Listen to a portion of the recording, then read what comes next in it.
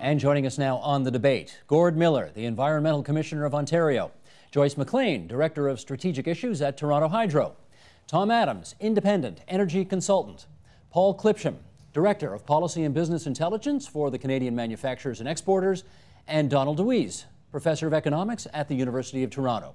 And tonight is one of those Your Agenda Thursday programs where we invite you to be part of the discussion. So you can reach us by email at theagenda@tvo.org, on Twitter at twitter.com #YourAgenda, or on our Facebook page at facebook.com/theagenda.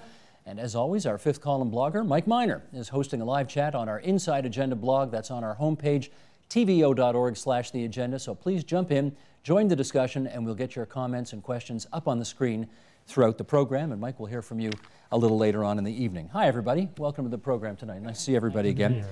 Okay, energy. This is a hot topic these days, very big. I want to start with a little exchange in the Ontario Legislature just to set the table for the discussion to come. Here's the Leader of the NDP, followed by the Minister of Energy on one of the big issues of the day. Michael, roll tape, please. Speaker, the Premier doesn't need experts to tell him his smart meter scheme isn't working. If he asked people who have them, they could tell him very clearly. One senior wrote this to me, and I quote, "I keep my house now at 60 degrees in the winter. I shudder to think I will have to lower the thermostat even further just to pay the bill. Smart meters may be fine if a person is away all day, but definitely not people who are at home." When was the Premier planning to admit that his smart meter program isn't nearly as smart as he originally claimed? As I said, this program is helping to give consumers the ability to shift their uses. It provides incentives for them to shift their use, Mr. Speaker, off of peak time. Okay, Joyce McLean, you're with Toronto Hydro, so get us started on this. Smart meters, time of use, all of that kind of thing. What's the idea behind this program? Well, the idea is that a smart meter is really a tool that helps facilitate educating the consumer about when they're using their electricity the most, and the time of use rates are really a mechanism to divide the work days into 3, and the prices vary according to the times. So there's an on-peak price, a shoulder price, and an off-peak price. So the off-peak is at night when most of us are sleeping, so the prices are lower. So the point is that the smart meter is the device that is able to divide that day into 3 and provide that information to the consumer. Okay, Tom, follow-up question to that is, if you play by those rules and you do your wash overnight, or fire the dishwasher up at midnight instead of at 7:30 in the morning, are you getting a break on your bills? Well, this thing's a tempest in a teapot. The smart meters have a small impact. Some customers win, some customers lose. Before we went to the smart meter program, there was some cross subsidies that were built into the rate for the small customers, small business and households. So there's going to be some shifting amongst those rate classes, and so there's some impacts for some benefits for others. Overall, the smart meter program makes a lot of sense. It helps utilities do planning in terms of outages, for example. They get data back from the customer. They don't have to wait for the phone call. They know where the outages are. There's a lot of benefits that come from it at a modest cost. It does increase costs, but the rest of what we're talking about is where the big costs are. And the rest of it is what? Well, the rest of the bill. The rest of what our distribution utilities are doing. Toronto Hydro just filed an application. They're looking for an 18% increase starting in May next year. We're talking about hundreds of dollars of increase in across the board, every part of your electricity bill going up. Okay, more on that as we get to that in the next part of the program. Commissioner, let me do this with you. Your job obviously is to look at policies that the Ontario government implements and figure out how they have an impact on the environment. That's right. As you listen to the discussion that has taken place over the last several months on smart meters, and what's your view on whether it's working? Well, smart meters, well, it could work much better. They're necessary, absolutely necessary for the proper functioning and the future functioning of the distribution system for electricity. But let's go to the key point, from as far as I'm concerned, is it's talk about shaving the peak. It's giving people an incentive to shave the peak. I've on record as saying that the spread is not big enough. The rewards for going off peak are not nearly high enough, but the objective is to get those peaks down and shift unnecessary load to quieter times, because the peak is where we have to build more generation, and that's darned expensive. Now, when you say that the rewards aren't big enough, do you also mean the punishments aren't big enough? Yeah, absolutely. So we're not charging enough. I mean, let's be realistic. We have this market. This in the province of Ontario, 2009, the average price on this wholesale market was 3.3 cents, but the peak price was $1.89. 3.3 cents per kilowatt hour. But the peak price was $1.89. Now, it only occurred for a short period of time, but the point emphasizes how important it is to shift load off those peak times to other times, and the differential between off peak times and peak times should be numbers like 3 to 5 times. Right now, it's less than 2 times. Okay, Paul, what does business have to say about this policy? Well, I mean, manufacturers, whom I primarily represent, have been on interval meters, which is essentially the same as a smart meter, for a long time, except they're paying an hourly rate. So they're already very accustomed to this system, and it has, caused them to shift their load to the extent that they can away from those peak times. So the manufacturing sector is not really what's driving the peak. And also the manufacturing load profile tends to be relatively flat anyway. A lot of them are running 24/7, or they have equipment that's running all the time for various reasons. So this is now moving it into the residential space. So, I agree with the other panelists that I think it's an important piece, certainly from an educational standpoint.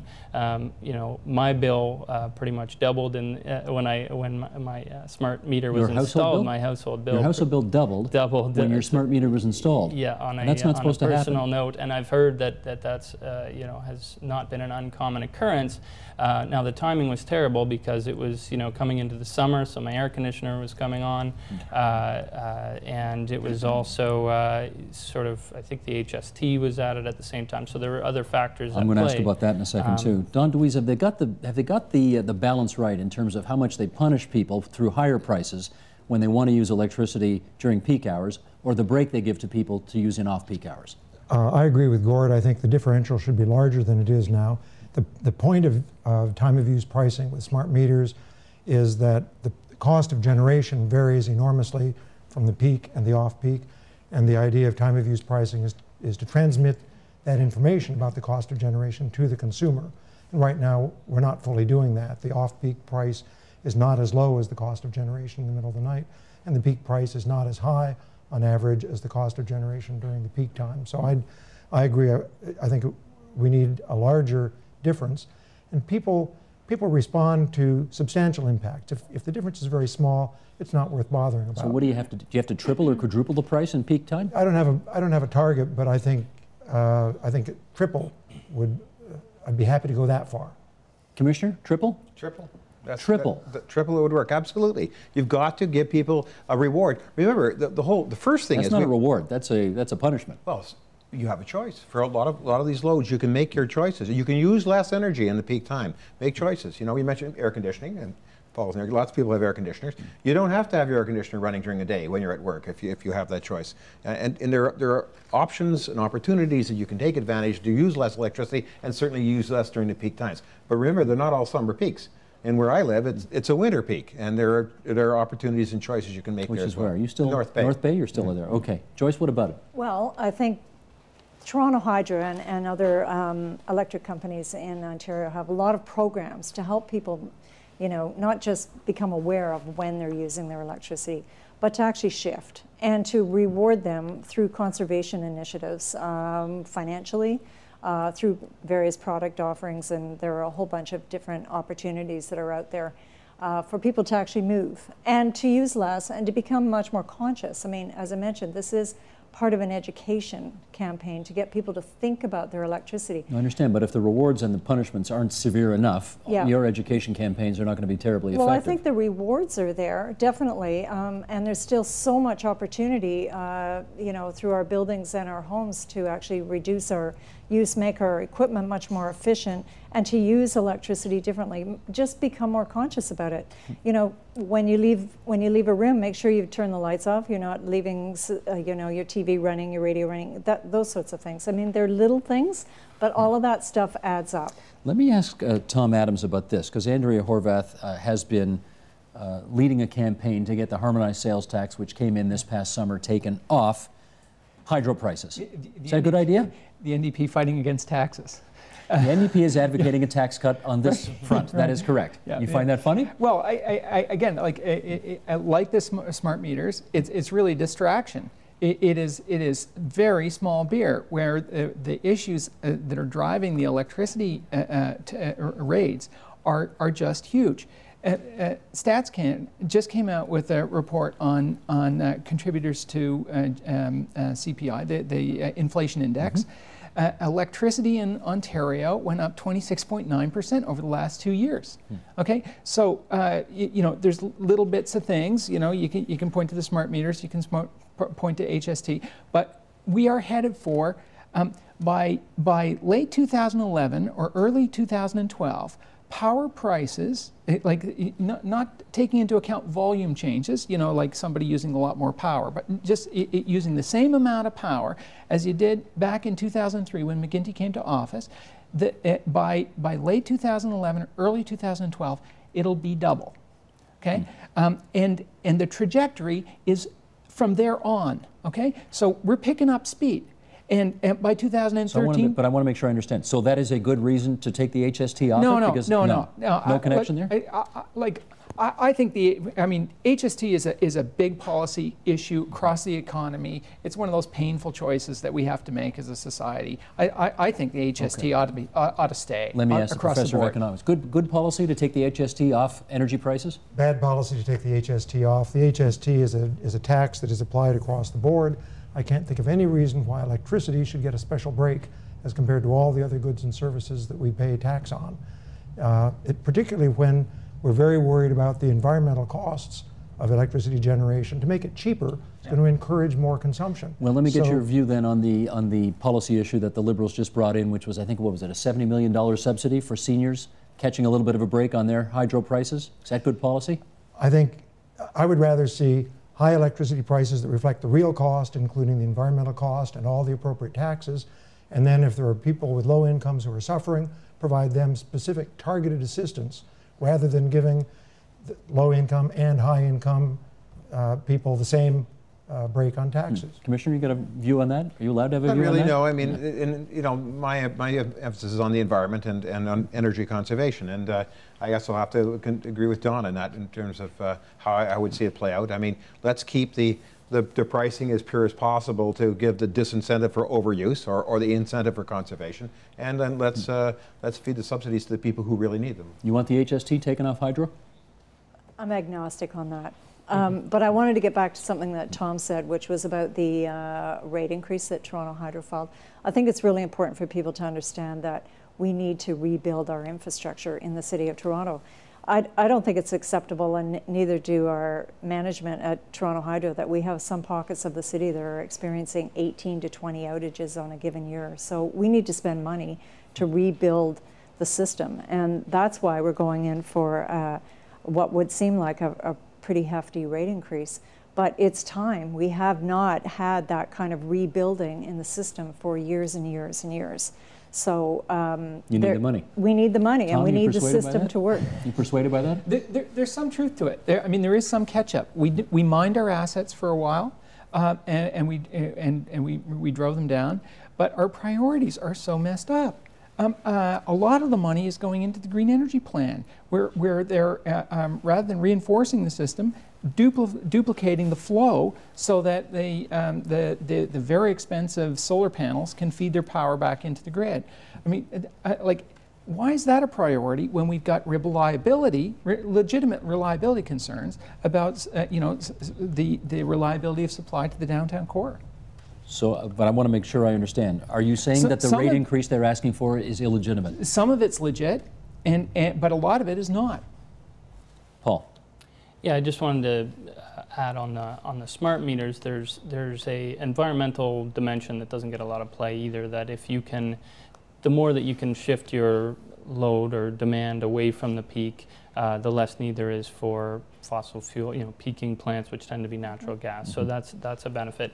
And also, in theory, the more you can shift away from the peak times that are driving the higher prices, there's an economic benefit at the end of the day, because the commodity price itself should go down. Gordon, you wanted to pick up on something Tom said. Well, just this, I don't agree, Tom. And with respect to the green energy initiatives, the conservation and the alternate energy driving of the price, there's just not enough of it to make it. You can't hold the responsible the fact that we have some wind and a minuscule amount of solar power. Add up the number of megawatts is so trivial that sure, at the higher cost, it is a higher cost. Well, the solar's a higher cost, but take wind, for instance. We get 13.5 cents per kilowatt hour. The gas contracts, the guaranteed gas contracts, are from 8 to 14 cents. So shifting from wind to gas, it's not driving up the price. That's the cost of a new generation at the margin. And the renewable energy is small potato. So how do you explain? How do you explain the rates going up? Not that way.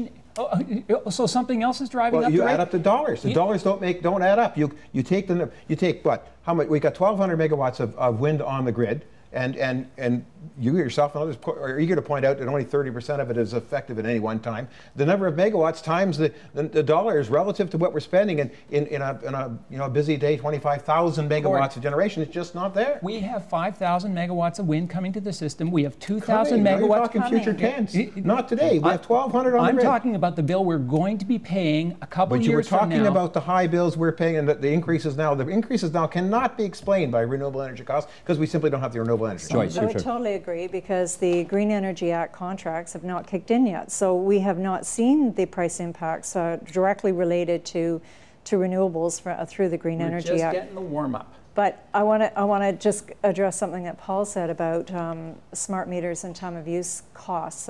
Just the reality is that in Toronto, our customers, about 1/3 of them in their latest summer bills actually saw a decrease on their bill. Not much. 1/3 of customers saw a decrease. Yeah, about $3 on average.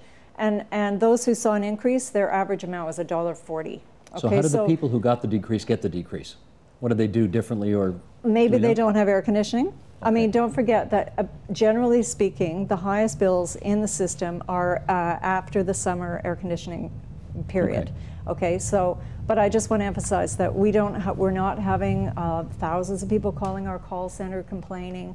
I mean, people are accepting that this is the new regime, and I think they're adapting. I mean, we see that they're adapting. We are reducing demand in Toronto. I want to ask Paul, because you guys have done some studies on this, haven't you? About why prices have gone up as much as they have, or may, or whatever?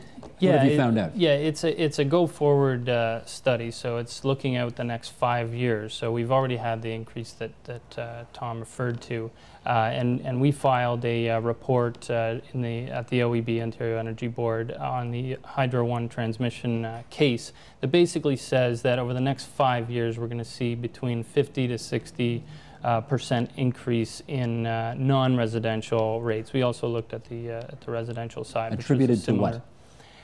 What we saw as the key driver, it was Agent Energy that did the report for us.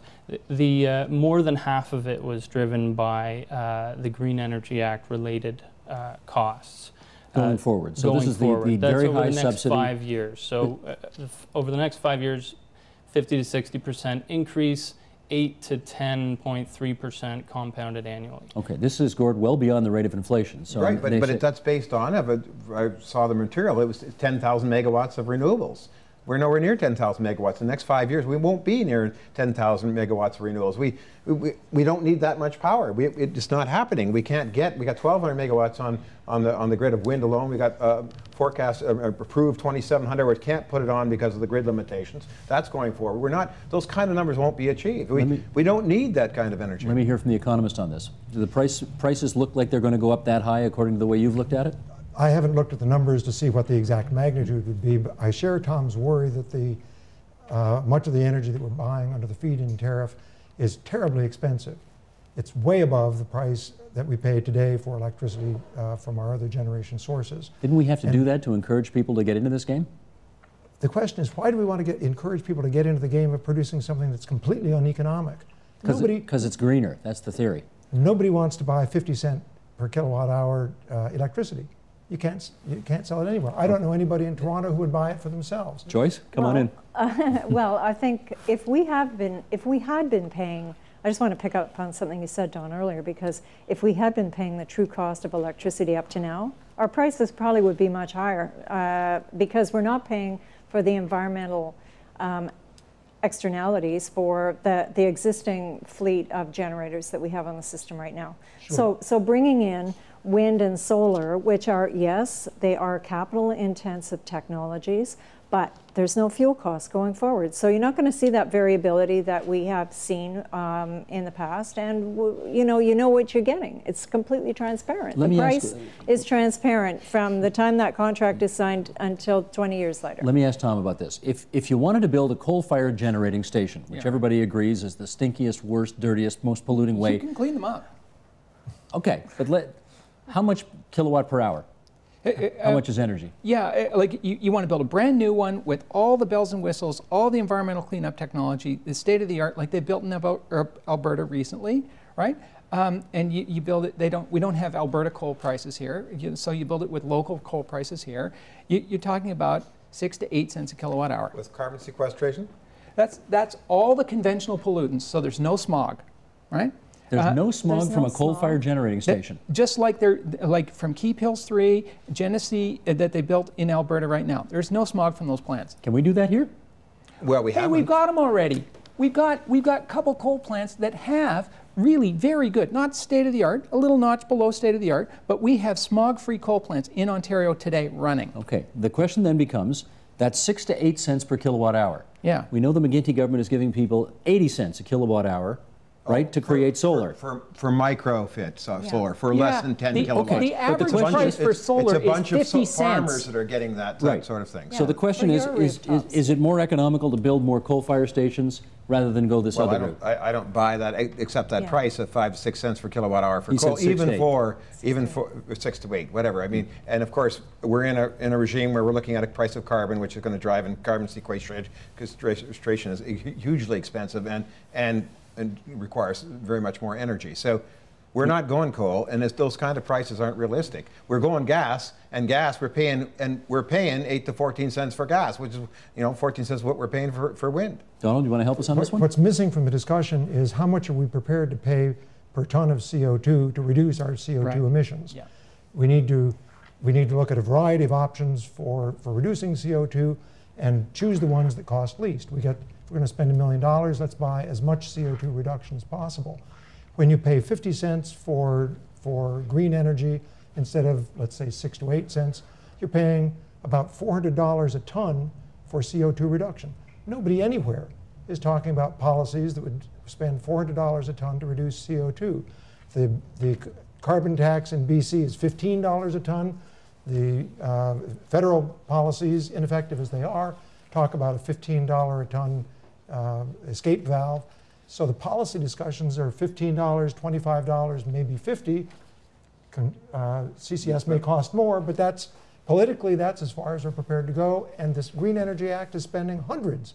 It doesn't make any sense. It's a waste of money. 50 cents is a complete misnomer. We're not building that much solar. We're not building tens and tens of thousands of megawatts of solar. That's a good question, though. Why would we build any, is his question. That's it. And the answer to that question is simply the price of solar is expected to come down in the future. That's what all the forecast is. Well, then buy it later. But whoever's in first, whoever has the technology, whoever has the capacity, whoever trains the personnel, whoever has the industry base in North America, they're the jurisdiction that scores here, because in the longer term, that's where they're going to have the advantage. That's what this is all about. I do have to ask you, Tom. I mean, I'm told the Chinese have half the market in the world cornered on this already. Yeah, right. On solar panels. And increasing. They're benefiting from all our subsidies. We subsidize it, and they're getting the benefit. Are you not concerned that there's an emerging market here that we are going to lose if, as you say, don't do this now, get into it later? No, the Chinese... They're selling, not buying. Yeah, right.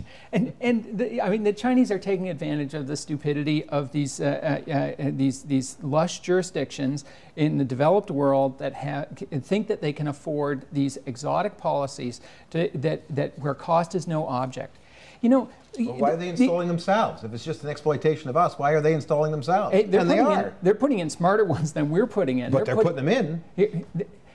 You know, they have parts of their country that don't have electricity, so it makes sense to have, because solar does make sense in some applications. You know, we're shooting ourselves in the foot environmentally here. By adopting these super expensive, absolutely unaffordable, completely imprudent technologies like solar in a part of the world that doesn't have a lot of sun, okay, like Ontario, what we're doing is we're buying less environmental protection than we could if on the other hand, we were efficient about the way we went about buying our future low emission technology. Back in 2005, 2006, we were buying wind power for 8.5, 9 cents a kilowatt hour. Now we're paying 13, 14, 19 for the same stuff. It's crazy. I want to pick up on the sun angle. Is it a problem in Ontario to be trying to go as much into solar as we appear to be trying to go, when the sun doesn't shine here as much as it does, say, in Florida or Arizona or someplace like that? Well, it actually shines quite a lot here, and you can make a business case to install PV. I mean, Toronto Hydro is doing that with photovoltaics, sorry for the acronym, solar panels. I mean, Toronto Hydro and the City of Toronto have just, they're collectively going to put about 2 megawatts worth of solar on city buildings in the coming months. We see that there's a payback to that. It makes sense. It also makes sense because you're generating electricity close to the source of demand. You're not having to pay for transmission to hook up other generators to bring the power to where people want to use it, which is, you know, homes and businesses in downtown Toronto. Don Deweese. I'm guessing that when Joyce says there's a business case for installing photovoltaic solar panels, that's because we're paying a colossal price, 50 cents or 80 cents a kilowatt hour. We, the electricity consumers, are subsidizing that price. If Toronto Hydro was asking where do we get where's the best buy on green energy without any subsidies, they would not be buying solar panels on anybody's roofs. They would be buying wind or biogas or any one of the other. Right. Is that true? Well, I think first and foremost, I mean, the hierarchy is conservation. And this is where our biggest efforts are like trying to put a lot of conservation dollars into the community, both the business and residential community, so that people can take up these opportunities, make their homes and businesses much more efficient. That's the starting point. And I then agree you with add, then you add the new generation. I mean, the fact of the matter is we have to replace our generation fleet as it is. So no matter what kind of generation you're putting in, it's more expensive than what we're paying right now. So the costs are going to go up. Gordon. I want to come back to this point about this 80 cents kids got thrown out here. The 80 cents is for a tiny little farm-based type situation. I got some on this. Let me read something here, and then you'll be the first guy to comment. Here's Lee Greenberg from the Ottawa Citizen reporting last month on this issue that we're talking about right now. Ontario's Liberal government has reversed an unpopular decision allowing thousands of small solar projects to go ahead at a heavily subsidized rate. The move comes after the government was inundated with applications to participate in a green energy initiative that promised to pay huge returns. 80.2 cents per kilowatt hour, nearly 20 times the market price of power from all sources to new small solar projects. When proponents realized how profitable bigger ground-mounted solar operations could be, they rushed to join the burgeoning green energy market. The government balked at that promise in early July after being inundated with nearly 19,000 applications, largely from rural residents. So they initially offered 80, they then said they're going to come back down.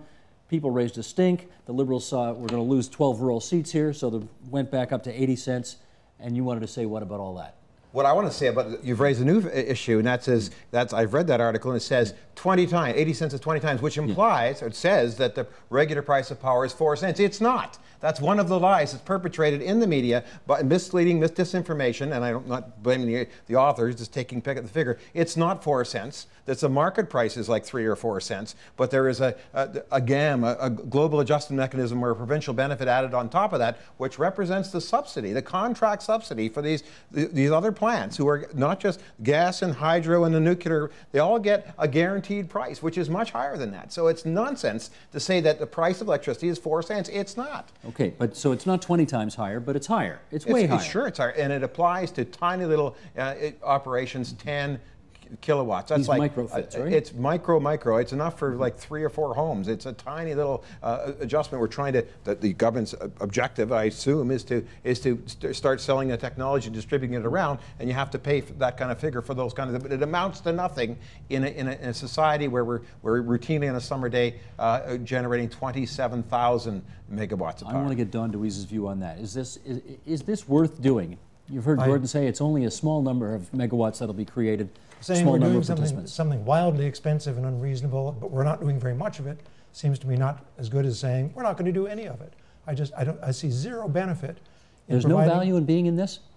None at all. And let me give you 2 reasons. Number one, the Green Energy Act, the promotion for it, talked about creating a new green industry here.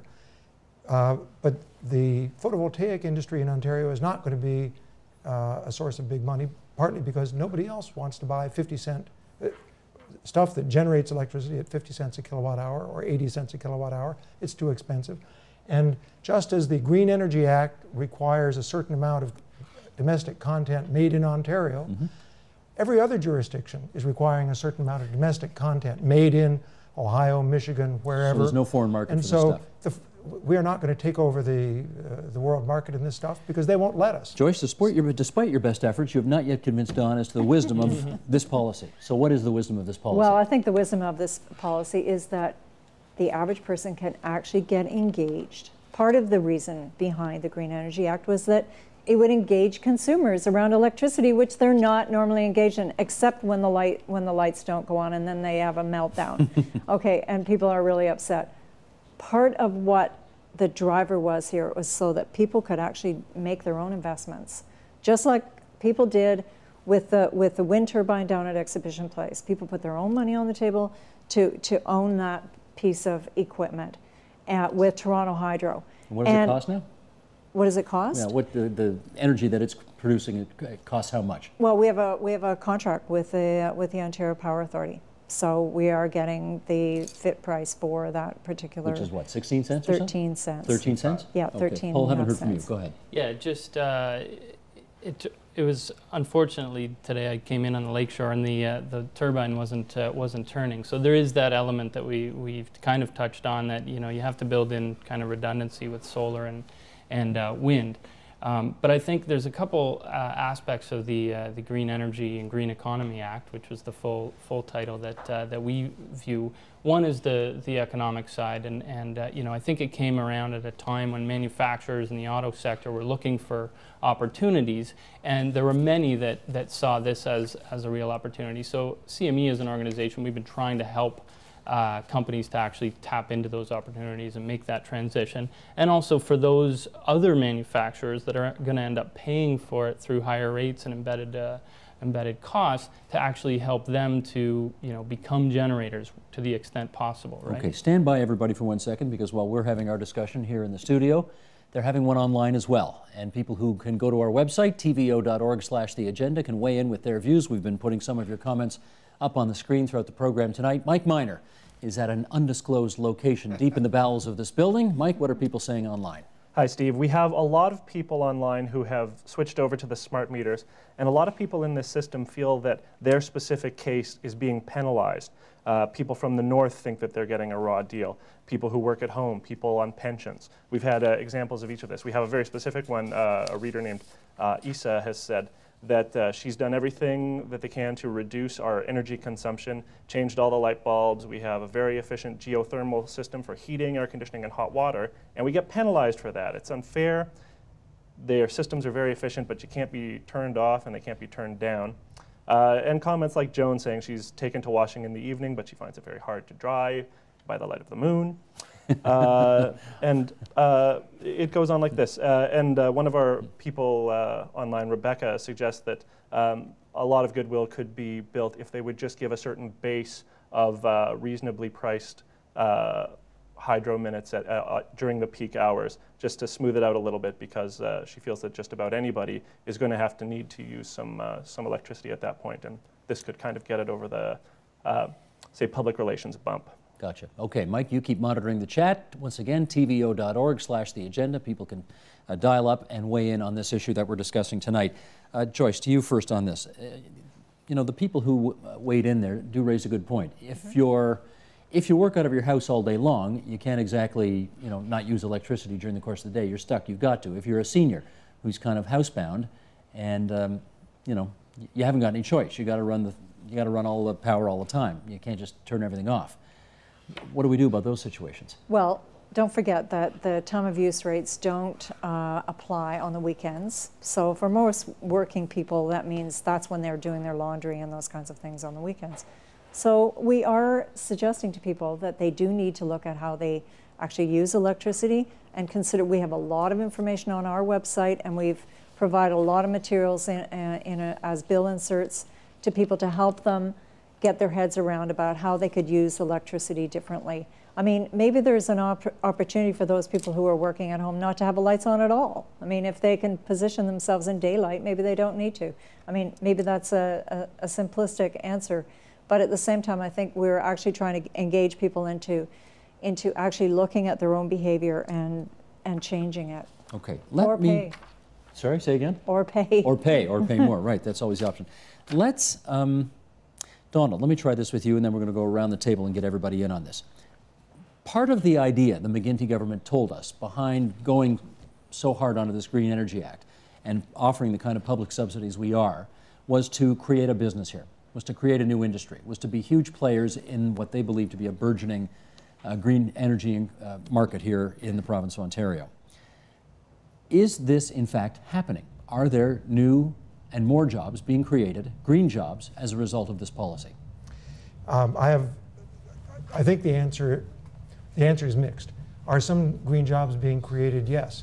But the flip side of that is, are jobs being destroyed? And the problem is that when governments take taxpayer money or electricity consumer money and spend it to subsidize a particular activity, a manufacturing plant or a type of generation, when the government spends the money, we can see a factory being built, people being hired, looks like job creation. But we, the consumers, we, the taxpayers, no longer have the money. If they spend $100 million of our money, we ourselves are going to spend $100 million less. And that means we'll spend less on discretionary food and clothing and entertainment and whatever we spend our discretionary dollars on. Are you saying it's a wash? We're going to create this many jobs, but we'll lose the same number of jobs? My starting point would be yes. Governments don't create jobs, they move them around. They move them from all around to the place where the minister cut the ribbon. They move them from 2 years from now when we have to pay back the debt to today when we hire the workers to start out. Let me hear from Tom on this. What evidence do you see so far which suggests to you either more or fewer jobs are being created in green or outside of green? We're getting a few. We're getting a few, and they're interesting. We're getting some of these manufacturers setting up factories for assembling equipment for inverters, right? When the power comes off the solar panels, has to be converted into a form of electricity that's suitable to inject into the grid. And you need a little box to do it. And it's an inverter. Inverter, it's called. It's a high-tech little device, and there's a lot of engineering that goes into it. And we make those. And we're just starting to make some. And some of the manufacturers have been setting up shop, and some of them have been able to. They make an announcement, and they're delivering. They got a factory set up, and they're delivering within 6 weeks. These guys are really fast. Is this a business that we can sell around the world? But what's going on here? Keep an eye on it. They can set it up really fast. They can also take it down really fast, and they'll move to the next jurisdiction where somebody comes along with another policy, and they have it'll be a Buy Ohio instead of a Buy Ontario plan, and they'll just move from one trade controlled jurisdiction to the next. So you're not impressed? We're getting a few construction jobs. The electricity business is one of the most capital-intensive elements of the economy. Okay, the number of the millions of dollars to create a job in the power sector is a worse ratio than in almost any other sector you look at. Let me find out from Gord Miller. What's the evidence that you see which would suggest whether we're getting our money's worth from this new Green Energy Act? Well, I mean, we've heard it from, we are creating jobs. There are the inverter jobs. There's various metal shops that are assembling the infrastructure for these solar panels. There's, I believe sorry, I've lost the name of the steel company in St. Marie anymore. It used to be Algoma? Oh, it's SR now, isn't SR, it? right. SR is, I believe, making the steel for the columns for the wind turbines. I mean, it really is happening. I'm a little distressed that we can't, economist says the government can't create jobs. I'm not sure why we spend all those billions in stimulus money, because that frightens me a little bit. But we're creating jobs now and taking them away later when we have to pay the taxes to refund the money. But I think that there are real jobs happening. I mean, you know, Tom's raised some specter of future events that may or may not pan out, but you can't deny that people in Ontario are working in this business. I was at a meeting in this controversy about the microfit with regard to solar installers. There were hundreds of people there, and these are people that have, you know, put their money on the line and trying to make their living in the solar business. Joyce, does it seem to you, though, that we are apparently creating these new jobs in these new frontier industries, but we're simply replacing old jobs in fading industries, and therefore it's a net wash to the economy? Is that the case? Well, that's not my impression. I mean, I think they are new jobs, and we are looking at, you know, we're seeing new training programs and new educational programs coming out of the community colleges for wind energy technicians and these kinds of things, that those services are going to be required. I think it really points to the fact that we need policy certainty going forward, and that. What does that mean? Well, it means that, you know, the next government, if there's a government change, like dismantling the Green Energy Act is not going to help anybody. Okay, like taking the opportunities that exist in that act and moving them forward, I think is smart politics. Like, the energy file should not be politicized. So I guess is what I'm trying to say. Let me make sure I'm clear. Would you like to see Tim Hudak and the Conservatives, or Andrea Horwath and the NDP, endorse the Green Energy Act and say if we win the next election, it stays? Well, I think that it's fair that, you know, any political party is going to put their own brand on anything that the government does. I mean, I've worked in the political side of government. I know that to be the fact. But the truth of the matter is that by chopping and changing, it creates so much confusion and so much frustration for those well-intentioned investors who have come to Ontario to look at wind energy as an opportunity. I mean, the Canadian Wind Energy Association, the Canadian Canadian Association of Manufacturers and Exporters, in fact, have an MOU to try to bring some of those interested parties to Ontario and to the rest of Canada who are interested in the wind energy market. We have a fabulous opportunity here in Canada to work collaboratively, and the CAMWEA and CME actually signed that agreement last year. Consistency of government policy, key for your people? Absolutely, and just to the point about, you know, the interest and is this creating jobs? I mean, we've seen a huge amount of interest, and there are a great deal of companies that are looking to either get into this business, maybe they're already in the business in some capacity and they want to grow it. We also, and I've talked about the opportunity side, I think we also really need to address, though, the bill impact side that we've touched on earlier, that, you know, a portfolio approach to electricity, I think, makes sense. You know, you want a variety of different sources of supply. Okay, but hang on, before you go there, I do need you to speak to the issue of jobs, though.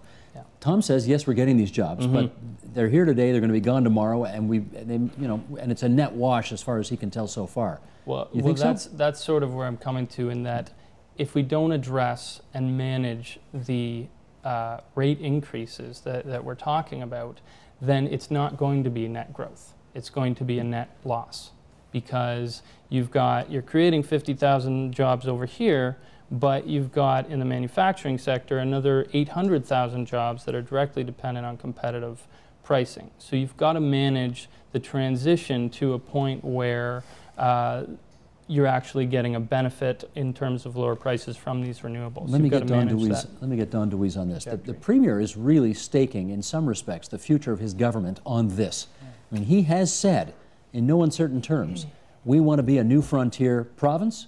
We are putting our ante down for green energy and green jobs.